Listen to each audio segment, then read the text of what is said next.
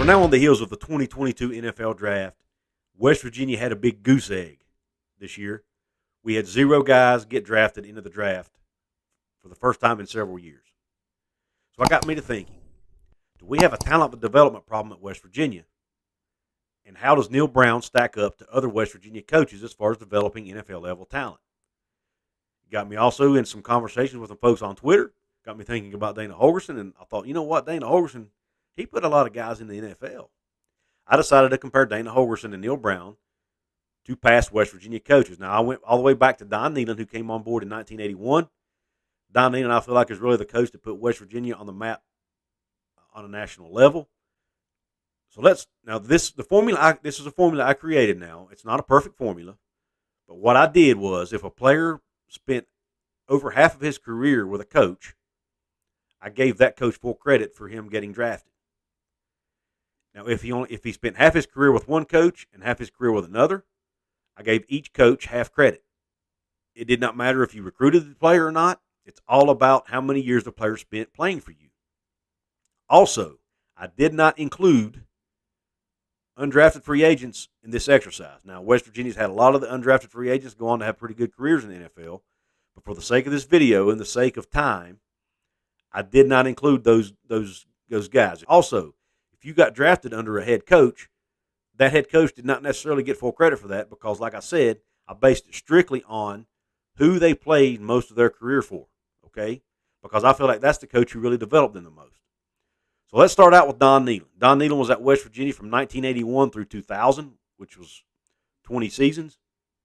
He compiled a record of 149 and 93, which was a 61% winning percentage. He put a total of 55 players into the NFL draft, which was an average of 2.75 players per season. He had 2 first-round draft picks. They were Brian Joswiak, who I've had the pleasure of interviewing, and by the way, I will post a link to that interview at the end of the video over my head in a card. But Joswiak was the 7th overall pick in the 1986 draft as an offensive lineman. And then he had Ronaldo Turnbull, a linebacker, who got picked 14th overall in the 1990 NFL draft. Next, after Nehlen retired, West Virginia brought in Rich Rodriguez. Good old Rich Rod. The coach that was here for the 13-9 debacle in 2007 before he jetted off to Michigan in the middle of the night. Rich Rod was here for 7 years, 2001 through 2007. Compiled a 60-26 record, which was about a 70% winning percentage. He put 14 players into the NFL draft, an average of 2 a season. Had 1 first-round draft pick. That was Adam Pac-Man Jones, who was 6th overall in the 2005 draft as a corner. Rodriguez leaves for Michigan. In comes Bill Stewart. Now, Bill Stewart was only here for 3 years, so a very small sample size, but he had a 28-12 record, 70% winning percentage, put 7.5 players into the NFL draft, which is an average of 2.5 per season, and had 1 first-round pick total. I gave him half credit for Bruce Irvin and half credit for Tavon Austin because each of those players also spent half of their careers playing for Dana Holgorsen, which brings me to Dana.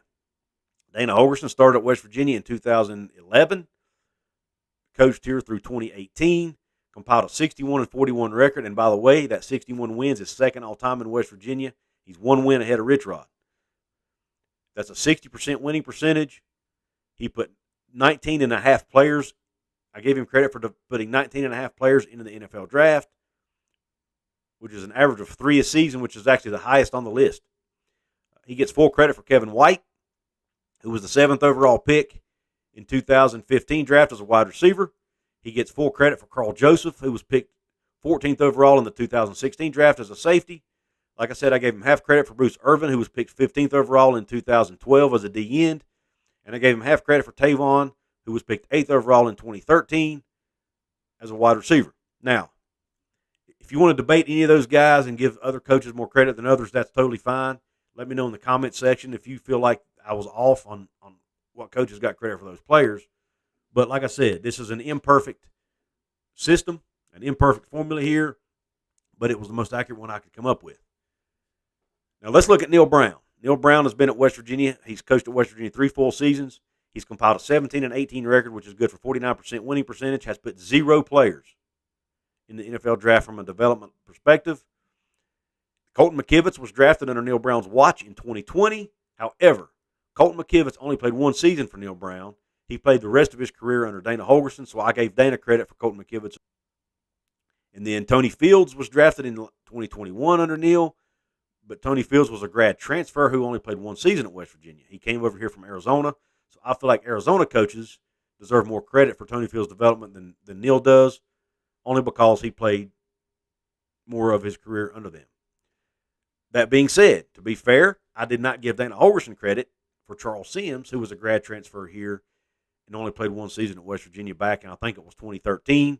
Ended up going on to the NFL and getting drafted too. But to be fair, I did not give Dana credit for him, and I didn't give Neal credit for Tony Fields. But let's look at Neal. So does that mean Neal struggles to develop players? I don't think so, and here's why. Number one, you got to look at what Neal Brown inherited. When Dana Holgorsen left West Virginia, he left us with little depth, very little experience, and in my opinion, very little talent on this team as far as upper class talent that we're ready for the draft. Colton McKivitz was basically it. Now, Darius Stills is in the NFL right now. You could give Neal partial credit for him. However, he did not make my list because he was not drafted. He was signed as an undrafted free agent, so I didn't count him.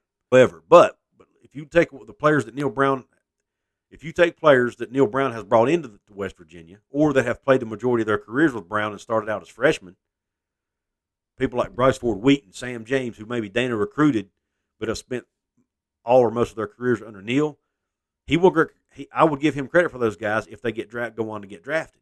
And I think there will be some of those guys. I think Wyatt Milam, who Neal Brown recruited 2 years ago, I think he'll end up in the NFL. I think Zach Frazier, a player that Neal Brown recruited here early in his career, will go on to the NFL, another lineman. I think Sam James and Bryce Ford Wheaton have chances to go pro. Neal would get credit for them because he's developed those guys. I think there are guys on the West Virginia roster who will get drafted in the NFL. But because they were underclassmen when he came in, they have not gotten drafted yet. So, I mean, and Dante Stills is still here for crying out loud. I mean, he's going into his fifth season. Neal would get credit for him when he gets drafted. So you got to take into account how young these guys were when Neal took over the program, and how we did not have a lot of draft-ready guys when Neal got into the program. I'm going to put a graphic on the screen right now that kind of proves this point. These are the guys, and this graphic came from West Virginia Metro News. This is an article they ran back in late 2021 about talent development at West Virginia and getting guys drafted. Now, this list also includes, I think, a few guys who signed as undrafted free agents and ended up having good careers in the league. So take that into consideration as well. But if you look at this graphic, each coach at West Virginia inherited 8 or 9 guys that went on to play in the NFL from the previous staff. So Neal inherited one. He inherited Colton McKivitz. Now, Darius could end up being 2 if you count undrafted free agents, but we don't know. He's only in year 2 of his career and hasn't played yet, so because of injury. But I mean, it's just a huge. Even with him, that's still only 2 guys. So you've really got to look at. You got to put everything into perspective and into context here. When you talk about Neal Brown not getting guys drafted, he took over a depleted program, folks, that was depleted from an experience standpoint, a depth standpoint, and in some cases, at some positions, a talent standpoint. Take that in perspective. Don't be down on Neal yet as far as the talent development. I want to know your thoughts, though. Do you disagree with me? Do you think Neal Brown struggles to develop players? Do you see some areas where guys have not gotten better under Neal Brown? Obviously by the numbers, Don Nehlen was the best coach at putting guys in the NFL overall, but Dana Holgorsen had more number 1 draft picks, first-round draft picks. So, you could say either one of those guys were equal there maybe as far as talent development. But really, all the coaches are pretty much on the same level. They're putting between 2 to 3 guys a year into the league when you look at Dana, Bill, Rich, and Don Nehlen, about 2 to 3 guys a year. And I think Neal Brown will get to that number eventually once the guys he has recruited start developing and getting draft eligible. So let me know, guys, what you think. Once again, don't forget to check out the interview I did with Brian Joswiak, which is right here if you want to click on it. Don't forget to check out the links in the description box, guys. If you're an online bettor or an online gambler, click the BetUS link right now. Use promo code JOIN125, get 125% off your first bet. And I'll get a little credit for it. It'll help my channel out. Also, if you shop on Fanatics or Amazon to buy your favorite sports apparel or even your favorite sports memorabilia from Amazon, Click the link in my description box, please. It does not change your shopping experience whatsoever, will not cost you any money. All it does is make it easier for you to get into the site while also supporting my channel. And you do not have to buy the item shown in the link either. That just gets you into the site, and then you can search for whatever you need.